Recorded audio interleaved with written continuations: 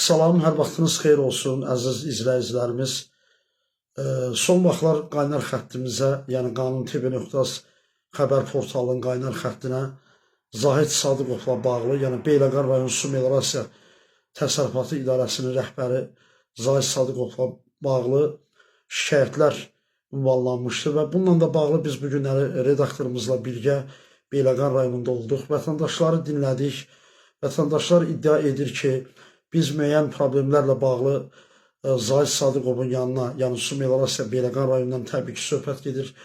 Getməyimizə baxmayaraq katibə müdür burada yoxdur, belə filan bu kimi ifadələrlə bizi müdürlə görüşdürmür. Yönləndirirlər mavinə, mavinin də yanına gedirik, mavin də yerində olmur, elə deyirlər ki, ərazidədir. Nə bilim, hansısa bir xəttə qəza olmuşdur, oradadır, baxış keçidir və ilaxır və s. Bununla bağlı sözü gedən ünvana, yəni Beyləqan rayon Su Meliorasiya İdarəsinə biz də daxil olduq ki, Zahid Sadıqovla görüşək. Yenə həmin katibə, elə o ictimaiyyətin dediyi kimi, Beyləqanların dediyi kimi o katibə bizi qarşıladı və müəllim onlayn iclasdadır, sizi qəbul edə bilməz sözünü dedi. O biləndə ki, biz mətbuatdanıq, götürdü yanımızda zəh vurdu ki, bəs müəllim, bilirəm siz onlayn iclasdasınız, yanınıza da Bakı şəhərindən Qanun TV.azın rəhbəri, yəni mən Bəxtiyar müəllim, eyni zamanda Qanun TV.azın redaktoru Aynur xanım yanımıza gəlib, o da oldu, elədi, güldü, telefonu yerə qoydu. Yəni o insanların dediyi kimi o idarədə baş verən, yəni katibənin o idarə rəhbəri ilə bağlı olan o birgə iş qaydaları, iş prinsipi öz əksini tapdı. Yəni vətəndaşlar dediyi formada olduğu səhnəni də biz gördük. Və biz ona mavinin də yanına getdik ki, qarşı tərəfin mövqeyini dinləyək, vətəndaşların iddia etdikləri məsələyə aydınlıq gətirək. Mavin də yerində olmadı, eləcə də orada aşağıda bizə dedilər ki, bəs mavin də ərazidədir, belə filan. Bir saata qədər orada gözlədik, mavin də gəlmədi. Hansı ki, bizə dedilər ki, 5-10 dəqiqə mavin bura gələcək və bir saatdan sonra yenə yuxarı qalxdıq. Yuxarı qalxanda dedilər, yenə onlayn iclasdadır. Yəni bu onlayn iclas hələ bitmədi. Məsələyə aydınlıq gətirmək üçün əlaqə saxlamaq istədik müəyyən üst qurumlarla, zəngimizə də belə cavab verilmədi.